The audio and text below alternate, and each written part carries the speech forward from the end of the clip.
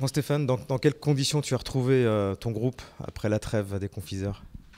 Plutôt en bonnes conditions. Maintenant, ils avaient une semaine de coupure, donc il a fallu évidemment reprendre un petit peu d'abord une activité plus, on va dire, aérobie, et puis aller progressivement vers le travail de puissance, intensité. Et on s'est servi du match amical de Niort pour terminer ce travail-là. Match amical, tu en as tiré des conclusions? Non, pas de conclusion, par contre des enseignements quand même. On avait besoin de jouer, ça c'est déjà la première chose, donc c'est important de l'avoir fait. Et puis effectivement, on avait aussi besoin de voir certaines choses par rapport aux nombreux absents qu'on aura demain, donc essayer quelques formules et puis essayer de choisir la meilleure. Bon, il n'y a pas eu de match de Coupe de France. Est-ce que tu te dis aujourd'hui c'était finalement un mal pour un bien, l'élimination? Non, c'est jamais bien de se faire éliminer. Maintenant, quand on voit ce qu'a fait Arras contre le PSG, voilà, j'avais dit qu'on avait joué contre une bonne équipe quand on s'était fait éliminer et qu'ils avaient de la qualité. Ils l'ont montré, hein, ils ont quand même mis 3 buts au PSG, ce qui n'est pas rien. Euh, voilà, ça diminue un petit peu notre échec. Ça ne le retire pas, mais on ne s'est pas fait éliminer quand même contre une petite équipe de CFA2. Mais on aurait préféré évidemment gagner. Bon, la victoire, vous allez essayer de l'avoir contre Clermont. Clermont, c'est là-bas que vous avez lancé la saison, hein, ça reste un excellent souvenir. Ouais, c'était un bon souvenir, mais j'ai aussi souvenir d'un match difficile, hein, parce que les Clermontois nous avaient quand même posé pas mal de problèmes. On avait gagné aussi grâce à un but venu d'ailleurs de Yuri Kravé. Alors j'espère qu'il a le souvenir de ça et que demain il puisse rééditer ce genre d'exploit, même si c'est un dans sa vie, c'est déjà pas mal de footballeurs de marquer comme ça. Mais non, mais on sait que ça va être un match difficile parce que déjà ils ont besoin de points. Et ils sont performants à l'extérieur. Ils ont obtenu plus de points à l'extérieur que chez eux. Ils sont bien organisés. Ils vont nous proposer une défense très dense. Voilà, ce sera à nous de trouver les solutions, ne pas se précipiter, mais aussi mettre l'intensité suffisante pour pouvoir les déstabiliser. Avec un groupe remanié, forcément, beaucoup d'absents, beaucoup de suspendus. Oui, 4 suspendus qui viennent s'ajouter aux blessés, aux malades.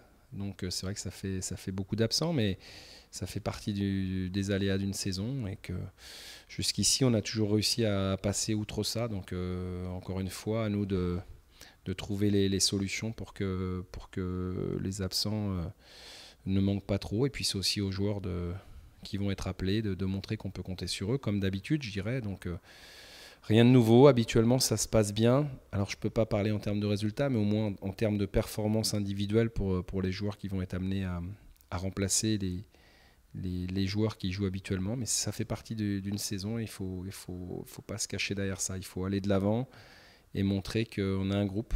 Et bah, quand il y a des absents, le groupe doit être plus fort que les individus. Tu as dit pendant l'intersaison que tu ne t'interdisais rien en termes de résultats. Vous êtes toujours dans cette même logique. Le maintien d'abord, rapidement peut-être à entrevoir? Ouais, parce qu'on a 33 points, ce qui est très bien hein, après 19 matchs évidemment, mais il ne faut pas se tromper d'objectif. On a 43, 44 points à obtenir rapidement. Après, je l'ai dit, je le redis, le plus important pour nous, c'est de gagner demain. Non pas pour voir à quelle place on va se retrouver au classement, mais pour obtenir 3 points supplémentaires. Et puis ensuite, je l'ai dit et je le répète aussi, personne ne sait aujourd'hui, personne ne peut déjà prévoir ce qui va se passer sur cette deuxième partie de saison. Moi, pas plus que les autres. La seule chose qu'on espère, c'est qu'elle se passe aussi bien que la première. Et si c'est le cas, eh bien, il sera grand temps de faire les comptes à la fin de la saison. Mais je crois qu'il faut vraiment qu'on reste sur notre philosophie qui est de jouer, de bien jouer, d'essayer de marquer des buts et de gagner des matchs. Et s'arrêter là. Et après, on verra. Mais vraiment, il est trop tôt pour parler de quoi que ce soit. La seule chose qui nous importe, c'est 3 points et 43 points le plus vite possible. Il reste un peu plus de 20 jours avant la fin du mercato. Est-ce qu'il y a des joueurs qui peuvent partir, d'autres qui peuvent arriver? On a évoqué la piste de Richard Souma. Où en êtes-vous aujourd'hui?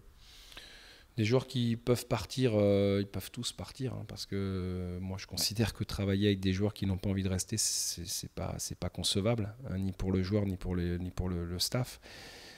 C'est pas le cas, a priori. Hein, il n'y aura pas de départ, puisque personne n'a émis le souhait ou le désir de quitter le club. En ce qui concerne les arrivées, pour l'instant, c'est du statu quo. Ça veut dire qu'on sait qu'on va avoir 2 recrues internes, qui vont être Richard Secrier et Jonas Pessali. Voilà. S'il y a une opportunité, on a dit qu'on ne fermait pas la porte, mais il faut que ce soit une opportunité, une vraie, et pas simplement voilà, étoffer le groupe. Le nombre est là, la qualité aussi. Si on peut l'améliorer, la qualité, c'est bien, mais ce sera seulement et uniquement dans cette optique-là. Et pour conclure, il y a un joueur qui a été libre, c'est Karim Djelabi, qui a signé à Nantes. Finalement, ça t'inspire quoi? Tant mieux pour lui. Hein. Moi, je cherche toujours à ce que les joueurs et les gens en général aient du bonheur dans leur vie. Je pense que ça va lui en apporter un petit peu. Ça montre aussi qu'on avait un bon joueur dans notre effectif l'an passé. Bon, voilà, bonne chance à lui. La seule chose que je peux lui dire, c'est qu'il fasse une bonne deuxième partie de saison, mais quand il viendra à Angers, qu'il soit un petit peu indulgent avec ses ex-partenaires. Et voilà, mais bon, voilà, je ne suis pas surpris. Hein. Il a la qualité pour jouer dans ce club-là et à ce niveau-là. Maintenant, pour lui, c'est vrai que c'est un petit cadeau de Noël de se retrouver dans une équipe qui est leader du championnat de Ligue 2. Tant mieux pour lui. C'est quelqu'un que j'apprécie particulièrement parce qu'il a toujours fait le boulot. Et voilà, par rapport à tout ce qu'il a fait au SCO, voilà, il est simplement récompensé.